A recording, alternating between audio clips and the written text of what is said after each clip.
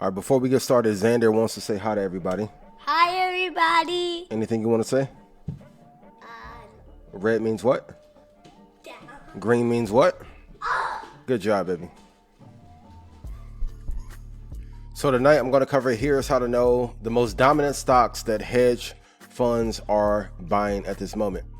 But before that, the disclaimer, do not copy, remix, reproduce any of my material without my written permission. Any attempt to do so will be presented with legal action. Please don't do so. The material shared here tonight are strategies and creations of mine or the good fellas at EYL. Do not copy, remix, please. I'm begging you.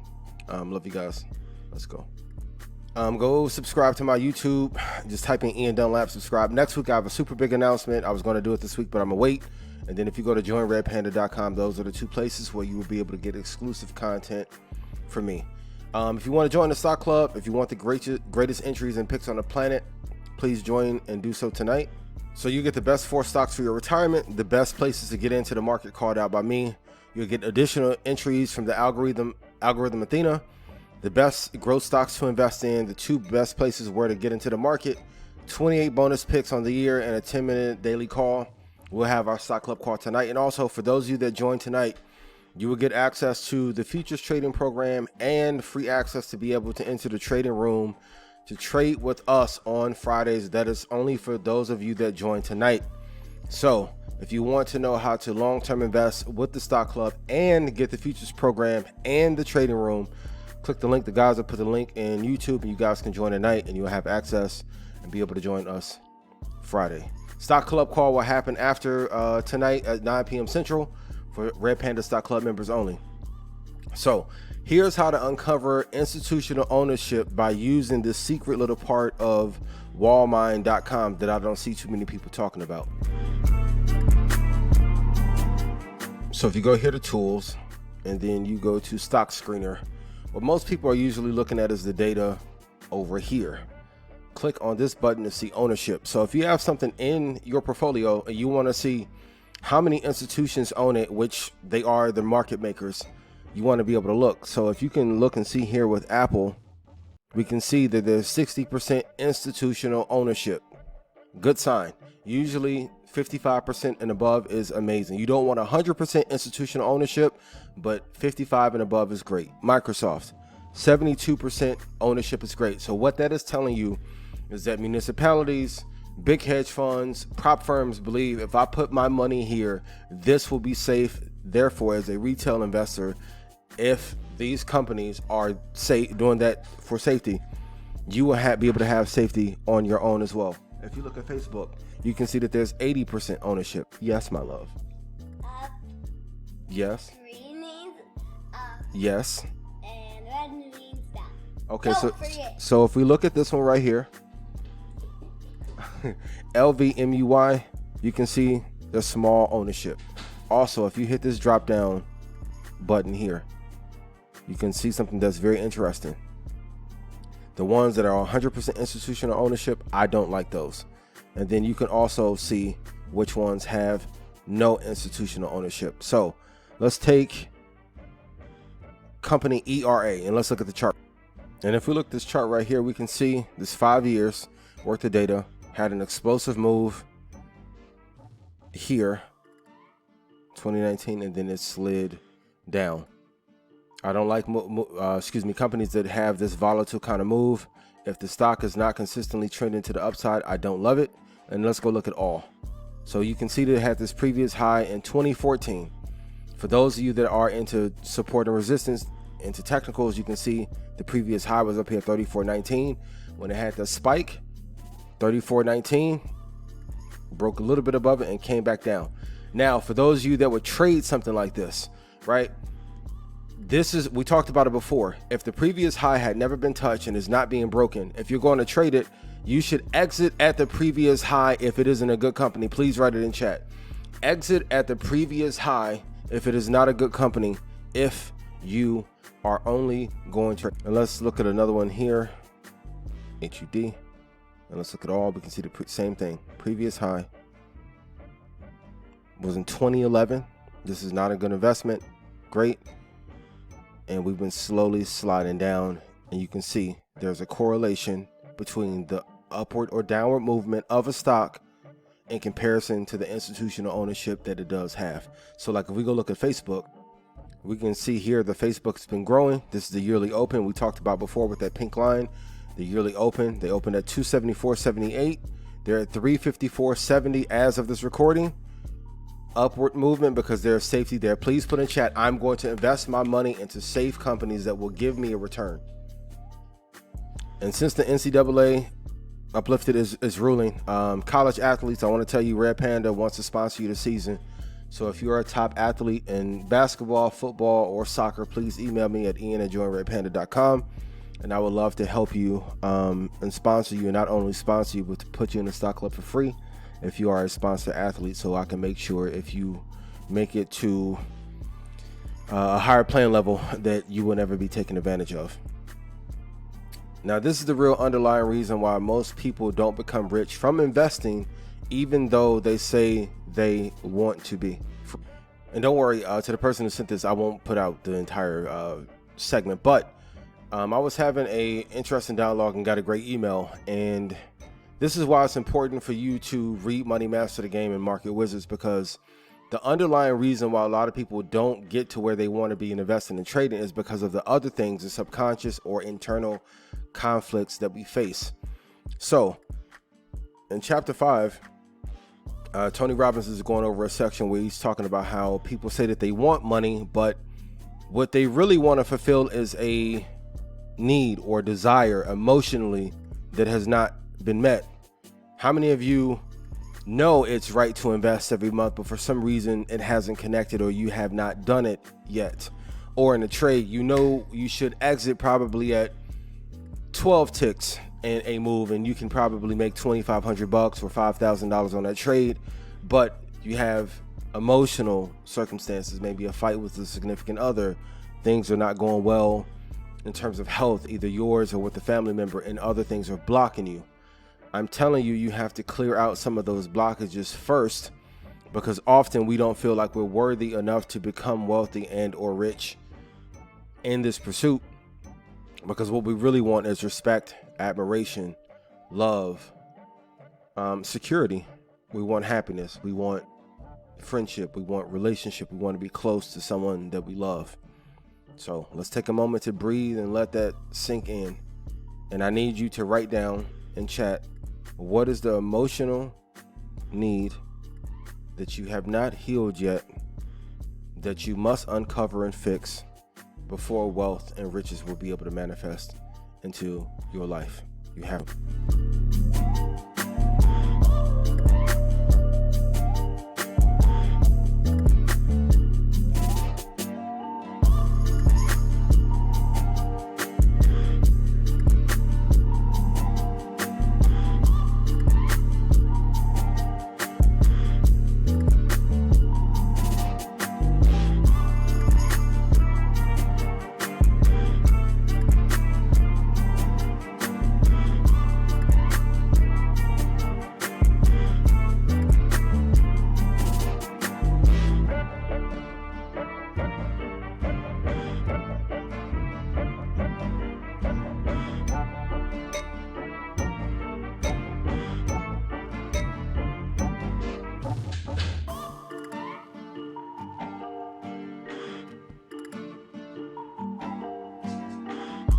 Let's take a moment to let that breathe and let it sink in. The question I have to ask you is, when you strip all of those roles away, who are you for yourself?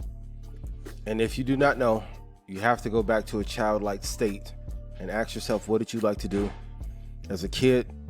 What were your dreams? And what did you aspire to do in those moments? Because often, as stated, we get wrapped into the title of being father, parent, husband, son, daughter, nephew, niece, grandchild. But that does not really state or accurately describe who you are as a person. On this journey, and the reason I'm saying this is because I don't want you to have a false illusion that once you get to the amount of money that you want to make and or earn, that all of a sudden all of life will be great. For those of you that have hit some of your annual income goals, did you not at the end of it feel like, damn, is this it? There's always this debate of if money buys happiness. Money will not give you purpose. It will not give you completion. It will take away some stressors. But until you identify what you need in order to be happy, and humans are happiest when they are making progress towards the goals they set out for themselves. Until you identify that, you will always be on a roller coaster of trying to find joy, which is different from happiness and or peace. Next week, I'm going to walk you through to how to use the Buffett indicator to know when a potential reversal in the market is going to happen. I know Burry and a few others are telling you that a crash is going to come, and we are going to have a dramatic pullback. Once again, recessions, pullbacks, drops are tremendous opportunities for those of us that are looking to be long-term investors. If you are not, it is the best time to get into the market if you have not executed. But the thing that you need to do and need to focus on is the number of shares that you hold. Long-term matters more than anything. For example, Microsoft all-time return. And I know long-term investing is not deemed to be sexy. All-time return, 277,500% return. Let me ask you, have you in your business, in any trade, any endeavor, gotten a 277,000% return on investment? Stock Club members, don't worry. I'm not going to give away the big secret that I gave away last week. But the longer you hold, the more money you stand to make once you put your money into a dominant company. That's the entire game. But guess what? Those that are at the top know that most people don't have the discipline to hold, to let this happen, because of the decisions that are made every single day and what are you intaking. So after this juice fast, there's a lot of clarity that I've had. And I've always said, ever since I cord cut in 2012, I don't have cravings because I'm not looking at Hardee's, McDonald's commercials, etc., Pizza Hut commercials, right? So, but that is a mechanism. Sales are a mechanism to take money out of your pockets and put them into the families of others. Who in here would love a 277% return? And I'll say this, just because I'm telling you to hold for the long term does not mean that you can't peel off profit in the interim. Can I be honest with y'all? When I see that y'all don't want to hold long term, if I'm looking at you as a competitor, I'm looking at you like it's so easy to bust your ass in investing. Because if you cannot hold for a 2-year period, a 4-year period, you're saying to yourself, your ancestors, right? You're saying to your family that you don't deserve to be free because I want to live in the now. That's the entire game. Can you hold an asset for a long period of time? And there's ways that you can take profit, reinvest the profit, make the money back. It's not an all or nothing proposition. But anytime I say, I want to hold for a year, that's not fun, I can't flip fast enough, and my eyes as a competitor, I'm like, great. It's easy to put up 96 points on you. You don't want to play any defense. Great. Here are the 4 reasons that I love Shopify and why they are one of the most dominant stocks for this decade. Number 1, I've already said it, Shopify is the new eBay for anybody that used eBay back in the day, and their executive team has done a better job at making their ecosystem a little bit better. But originally, the partnership that they had with PayPal was great because that will allow you to fulfill on the financial side if you had to pay or as a seller, right? But the experience was not the best. Shopify experience is amazing if you're on the business side of it. It's amazing for the customer, and I think that they are going to be the eBay of this era for the next 20 years. Number 2, it is in the top 15 of all stocks. In all stocks, not US stocks, of all stocks. They're a Canadian company and probably the most dominant company in Canada. The trailing 12 month is $3.5 billion. It's up 99.6%. So for a company for that size to make 3.5 and to be up 99.6 is amazing. Yes, it was because of COVID, but there are not many companies that had great traction beforehand and they're doing well after the fact. And then Shopify is up 5,056% all time. Over the next 10 years, I'm extrapolating and thinking that it could push up to 9,000% return since its IPO.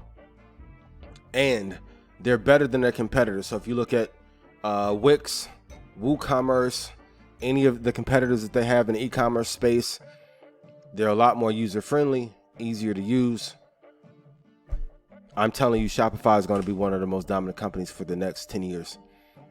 Next week, I'm going to give you guys a breakdown with one of the Red Panda Stock Club members, how he was able to take 27 grand and turn it into 100,000.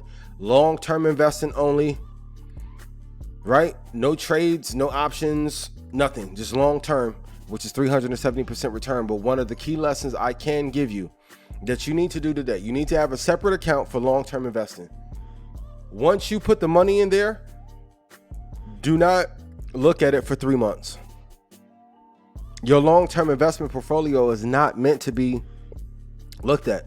One of the major advantages that angels and venture capitalists have is that you have certain lockup periods. So if you look at what Tim Ferriss was able to do in that era when Gary Vee was investing in Facebook and he missed out on Uber, but he invested in some great companies, the lockup period for 5 years, it goes back to that 5-year equation again, right, is a thing of safety. If you have access to your capital and you can trade in and out of it, who does that benefit? That does not benefit you. That benefits others. That benefits the brokers. Put in chat, a 5-year lockup period is the ideal time to grow wealth. Here are the top 5 holdings of the Dow. Last week we talked about the S&P 500 and you're going to see a lot of correlations. But during any era you can look, the Dow, number 1, Apple, my baby. Thank you for all the great returns. I love you dearly. Microsoft, hey baby, you looking good. I love you. Microsoft is number 2. Number 3 is a sleeper, Visa. So I would say Visa is light fintech. When we talked about it, you compare the top 2 in their industry together and make your own micro ETF. So you compare Visa and Microsoft together, right? Kudos to my buddy Dave. I was telling Dave about Visa a few years ago. And look how it's taken off. Matter of fact, let's go look at Visa's chart real quick. So if we look in 2016, it was at $75. Now, let me ask you a question. On your debit card or credit card, do you have at least one card with Visa on it? If so, put Visa in chat. And let's go look at the commentary. Had a tremendous run up. And look at all these green candles. This is forward momentum. So out of these 5 years, 1, 2, 3, 4 months have been bad. Let's count COVID and the recovery time. So if we take out COVID and what happened as a result, they've only had 1 bad month out of 60. Now let's go look at 10. So if we go prior to this, zoom in here. And this is when I do my analysis, what I'm looking for. So 1, 2, 3, 4, 5, 6, 7, 8. And so let's take out the 3 months for COVID. Only 5 months in which things were not great out of 10 years. Now, ladies, for those of you that have relationships or a husband, if out of 10 years, your husband only misbehaved in minor infractions, right? 5 times, how great would you be to him? I don't want a stock that is going to be volatile and going up and down all the time. This illustrates why. And then look at the price. 2011, the stock was at 19. It's at 238.63 now. The all-time high is 238.78. It'll break that and probably push to 251 within 14 months. Number 4 is JP Morgan, run by the legendary Jamie Dimon. And then, of course, Johnson & Johnson. Here are the top 5 holdings of NASDAQ.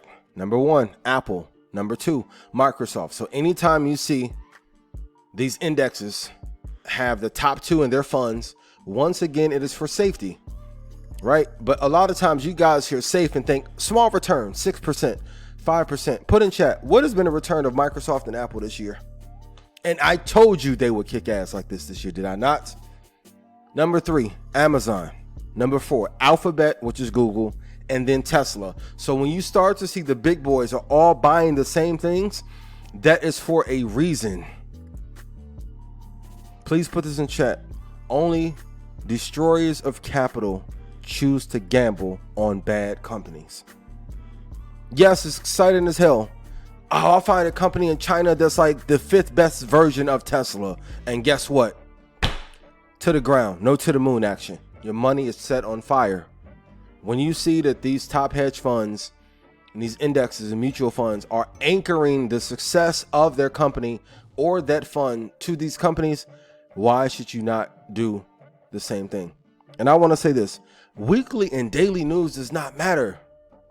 Go look in 2014 what people were saying about Apple, Microsoft, Tesla. I always refer you to the YouTube video when Kathy was on CNBC. Kudos to the good people at CNBC. Hi Mary, hi Josh, hi Bonowin, right? Hi Kate.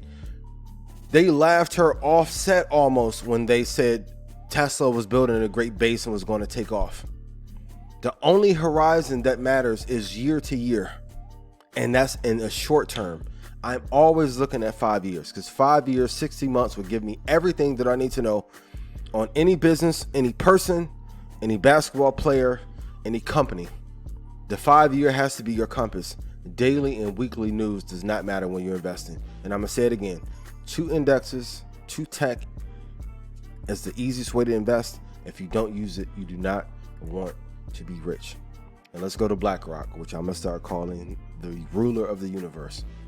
Right? So, recently, Blackstone bet $6 billion on shifting path to suburban homes, and they've gotten some attacks on if they are destroying the ecosystem. They are the market maker right now in housing. And I always told you, the 3 pillars of the holy trinity of investing is business, stocks, real estate.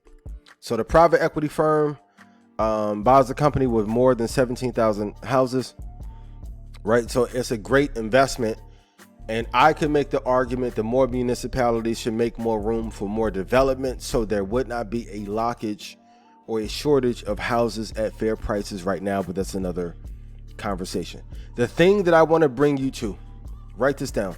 You need to look at the top 5 hedge funds and the top 5 private equity firms to see what they're investing in, to see what you are investing in is safe.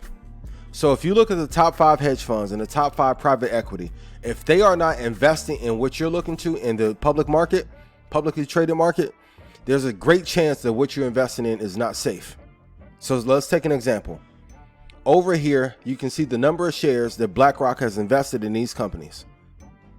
You want to look at your portfolio and see if there's any correlation. Let's run through what BlackRock is invested in. Apple, Microsoft, Amazon. There's a correlation between NASDAQ and Dow here, right? Facebook, Alphabet, Tesla, Johnson & Johnson, JP Morgan, Berkshire Hathaway, Visa.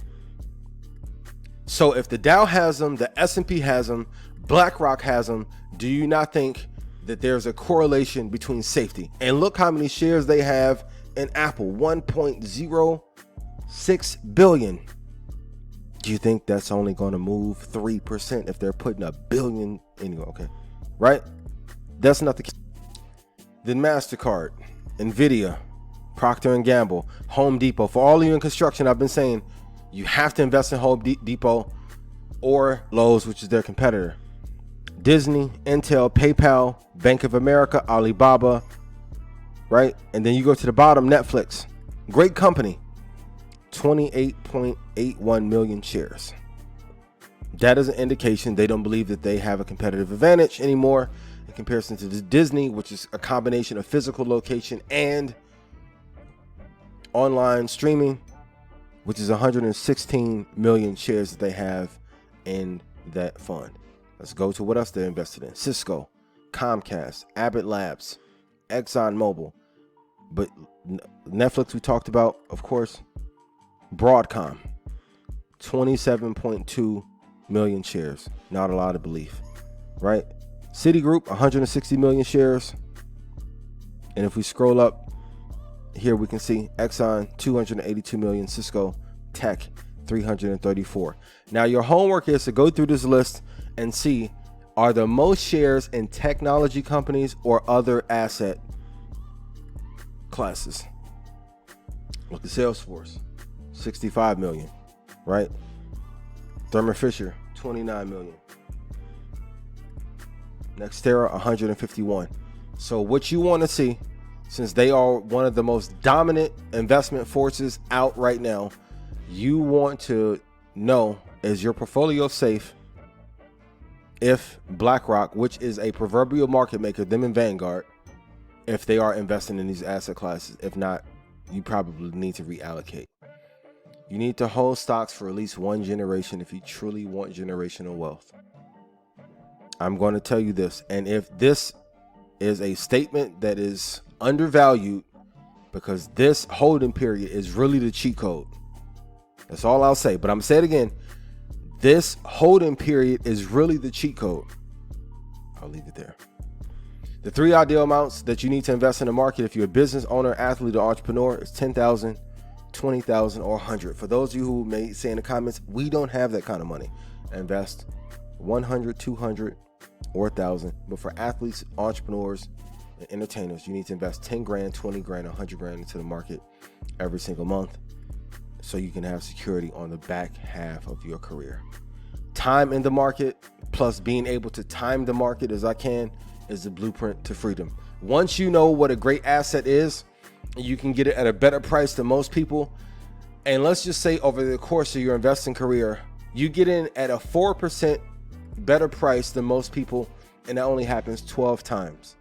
Does that 48% not make a difference in your account in comparison to someone else? And that does not even factor in the compound interest on the back end. Time in the market plus being able to time the market is a blueprint to freedom. A lot of you have been asking me about these penny stocks, so I want to go through them. I'll tell you if they're good or they're bad, but there are reasons that most of these stocks that are pennies are low value or cheap as hell.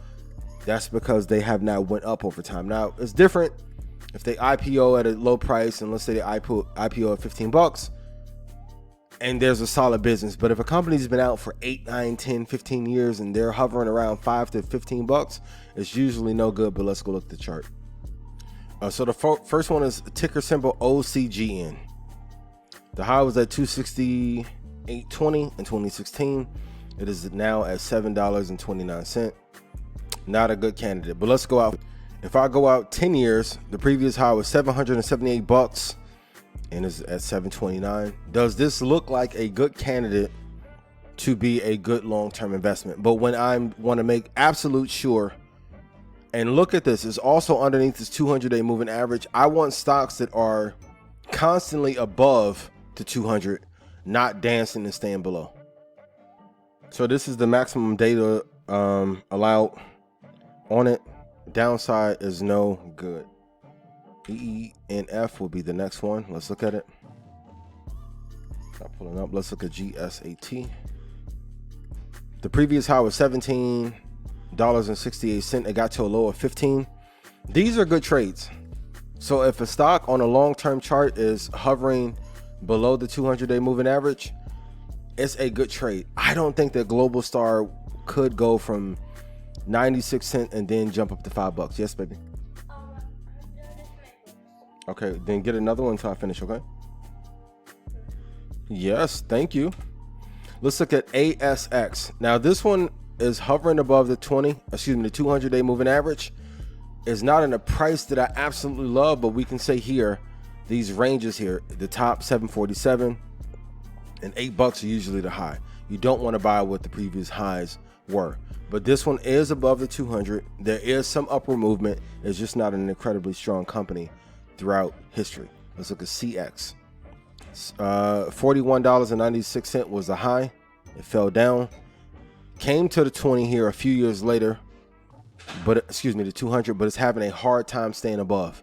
If it's not constantly above the 200-day moving average, I don't like it. It's a good trade, not a good long-term investment. Let's look at ZOM. Same thing. Staying below the 200, it broke through, it came back down because of hype. It's probably going to go back to where the yearly open was at 25 cents. And here's a good way to know if a company is good. Go ask a random person in the street or a Target, Walgreens, and ask them, hey, have you heard of Zomedica? Have you heard of this ocean liner company? We go to Naked, right? Some people may have heard of it, but if you're looking at it in aggregate, if you ask 10 people, most people aren't going to be able to tell you anything good about it. Now, you can see what these correlations are. If I wanted to trade this, I would see what the previous high is. And then you can see when they're broken. 674 is a previous high. If you want to gamble, which this would be, you could then probably buy some at $1 or $2 and then hope that it will go back up to $600 based on some insider activity or someone hyping a stock. But I don't think that's a reliable strategy. I don't like naked for a long-term investment. IDEX is the same. Let's go through these kind of. Let's look at CATV. And when you look at a long-term view, it tells a true story. Please write this in chat. Take your emotions out of the investment. So this one, for Cable TV International. I've never heard of this. Put in chat. Have you heard of this? With all the competitors. So I'm thinking, if I'm comparing this versus Netflix, Hulu, Disney Plus, HBO Max, even what I use, IOML TV, which is not publicly traded, YouTube, are they better than? No. And it's reflected in the price. And at one point, the stock went to zero and was flat. So what's been happening since people have missed out on tremendous gains and they are chasing things with low value and getting a group of people to pump them up?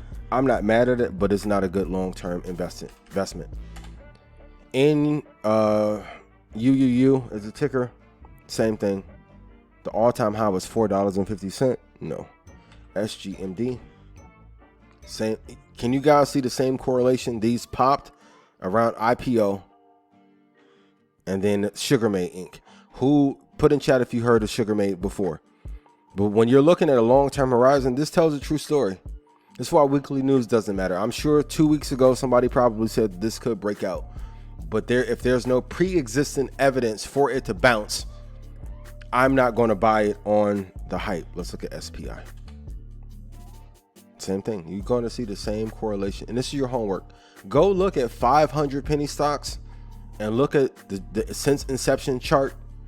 You will be able to see the correlations between the ones that are good and that are bad. IVR, and Mortgage Capital Incorporated, right? It was great for a while.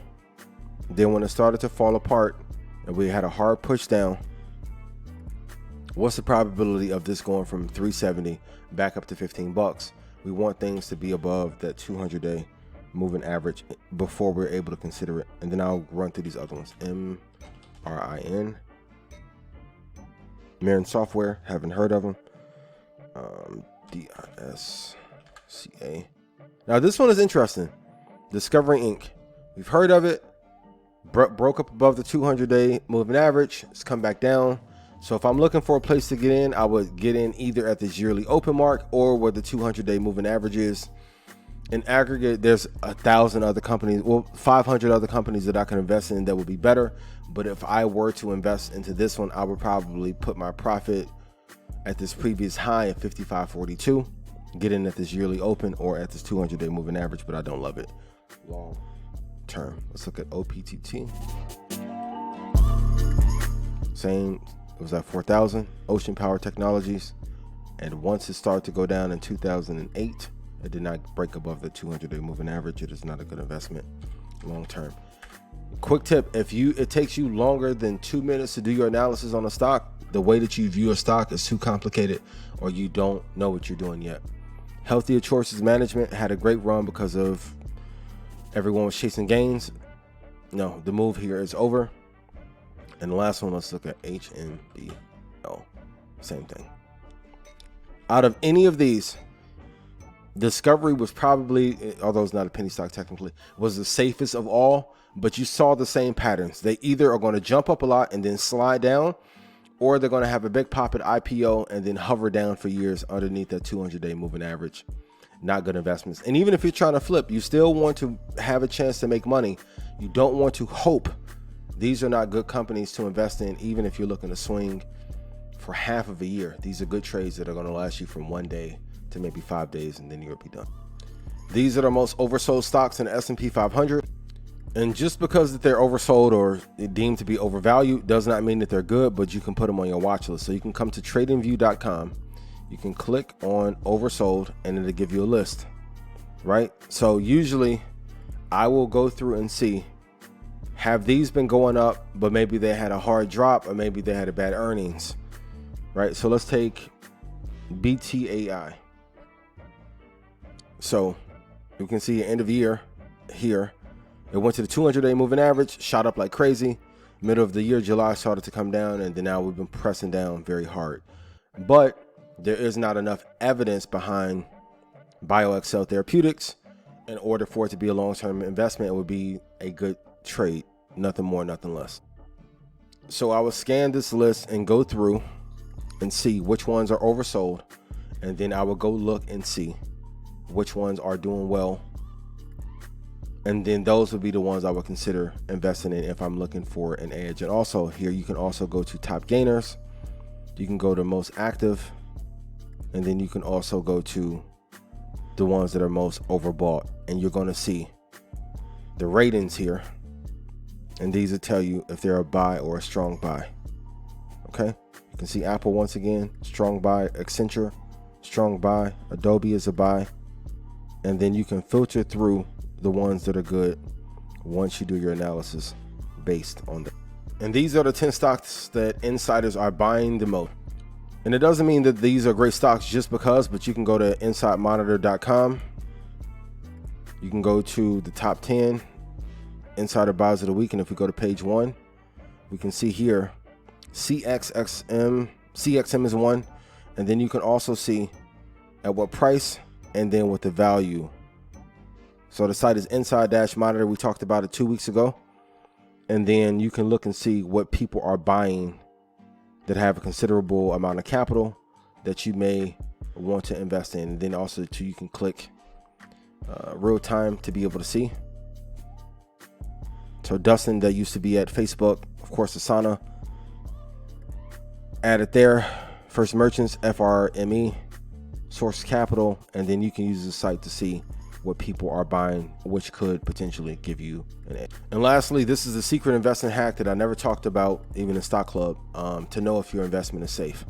So anytime I make a long-term investment, if I'm going to hold it for a 10-year period, I'll go through my analysis. I'll look at the 5-year month, right? And I'll say, okay, great. Is this company dominant in this space? Are they better than all the other competitors? Great. How much of a hedge or a shield do they have? A moat do they have for a 10-year period? After that, this is what I do. I go and see for all the funds that Vanguard has and the ones that BlackRock has, are they in majority of their funds? Because in order for an investment to work, you need a whale or a market maker to make it work for you, right? So I know if the value of that stock is going to stay high, if they are in favor with Wall Street and the predominant funds have them, I have a greater chance for Apple and Microsoft to be safe. Also, when you're doing your back testing, please write this down. It's a super gem. When you're going back and looking at 10 years and 20 years to see if it's safe, you need to go see who was the predominant hedge fund at that time. So in 2008, Goldman had more influence.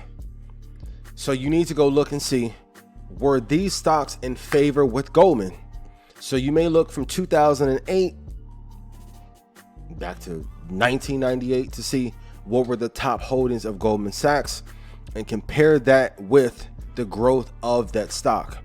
Because if they have government influence and connections and they are heavily invested because they want their shares to go up, it is a safety net for me at this time. Being Vanguard and BlackRock are two of the most dominant investment firms out right now. If they are not in majority of their funds, I won't touch it. That's the secret. In every market, there is a market maker, rainmaker, shot caller, however you want to frame it, that is going to invest a significant amount of money into that business. I want to make sure that Buffett, Vanguard, BlackRock, the top traders and top investors in the world are putting their money there as well. That way I would never have to wake up and worry if Apple is going to go out of business or if they're going to have a 25 or 30% drop. For those of you that are investing veterans, you remember what it was like in 2006 and 7 and 8 when Apple was not that favorable amongst Wall Street and Steve was deemed to be too volatile or too much of a creative to run a business. That's why Tim running the business is more favorable for Wall Street. And like I said, I can argue that he would be the Steve Jobs of operations. And Tesla needs a character such as Tim Cook to help round out some of his eccentric How do you say it? Eccentricness. I don't know. I messed up. You can kill me in the comments. His unique nature, right? To round that out, to make the company look more stable and more viable as a long-term asset class. That's why when he went on Rogan and smoked weed, he got killed. The SNL thing wasn't the best, the pumping of Doge and Bitcoin. It makes him look very erratic and not tethered to what the actual mission is. But anytime I'm going to make a considerable long-term investment, I am looking to see what the dominant institutions, going back to the top 2 players in a space, correlation, and I'm going to look there and see what they are doing and if they're investing in those as well. And some of you have been asking me, what is the psychology of a short-term investor / trader? And I'll cover this in full next week, but the one thing I want to stress to you, you have to make the decision, and we talked about a couple of weeks ago, like what is the income goal that you want to have for your family in aggregate. So let's take 10 generations, and then let's take your lifetime income goal. I'm gonna be real. Most of you don't take trading serious because the way that you've been trained in a job, the sacrifices that you have to make to be great at something is different when you're being an entrepreneur. And that's why I always tell entrepreneurs, you're not guaranteed to make any revenue because you started a business. No one has any reason to support you, right? Even if they like you. We've seen a lot of people on Instagram turn into business people and not get the support they thought, even if they may have 1 million followers. The first thing you have to know is the income goal that you're looking to hit. And then whatever that goal is, the discipline then has to match. That's why when a lot of you were saying, hey, sniper program, first thing, check in every day, 7:20. I want to see who's not going to check in. Guess what? The people that checked in at 7:20 every morning on time, they're doing well. The ones who would check in at 3, they're not doing well. Discipline. Even on a juice fast, there are certain moments of clarity that you will have by doing it. And people was asking, why was I doing it? I'm like, for health, spiritual reasons, but also to push myself. Like some of you say, I can never do that. I'm like, do you think you'll actually be able to make $5 million in a year if you can't give up eating for 7 days?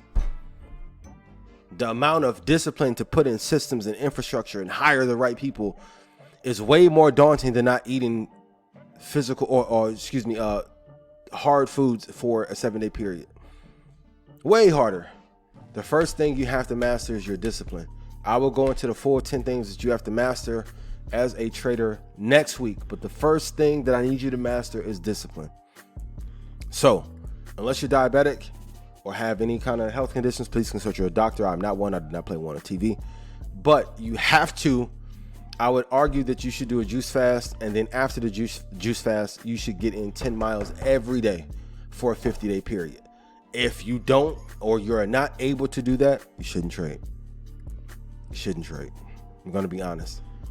But once you know what the lifetime goal is, and then you have the discipline there physically, then you can take on the mental challenges that come with trying to be an investor. Because once again, when you're trying to be a trader, you're competing against the best people on earth to ever invest.